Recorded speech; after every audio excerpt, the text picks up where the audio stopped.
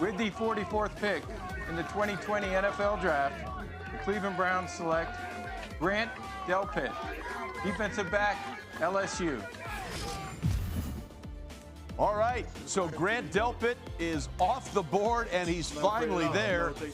He is going to go to the Cleveland Browns. By the way, this is the second straight year that the Cleveland Browns have taken an LSU defensive back in the second round. They also got corner Greedy Williams last year in the second round. So he's nicknamed Baby Jamal after Jamal Adams, the former LSU and current Jeff safety. And, of course, he is a Saints fan. Grant Delpit grew up going to Saints games in the Superdome. Back then, he was recognized as a kid who would repeatedly run up and down the ramps at games. A fellow Saints fan would tell his father that one day Delpit would be playing in the Superdome. So, Boog, what do we think about Grant Delpit here? You know, if the draft would have been after the 2018 season, Grant Delpit would have been a first-round pick because there's nothing this young man can't do.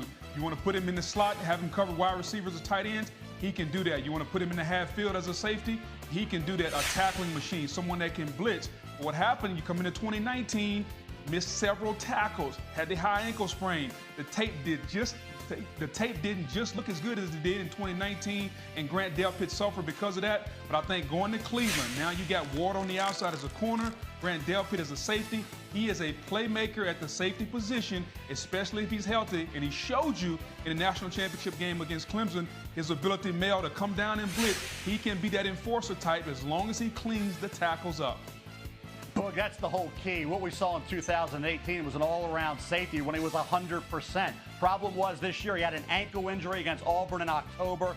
You know, he wasn't close to 100% against Alabama, Ole Miss. He really struggled in that game against the Ole Miss Rebels on November 16th. So you look at Grant Delpit, he didn't have a chance to run that 4.45, 4.48 at the pro day, which would have helped him. So I figure when he's healthy, he was a different player. This year with the ankle, he missed so many tackles. He was not flying around being the player he was in 2018. Do you attribute it all to the ankle? Do you excuse it all away because of the injury? That's why there was a lot of mixed opinion on Grant Delpit going into the draft. And who would have ever thought Lenore Ryan beat LSU in something? They had a first safety taken over Grant Delpit.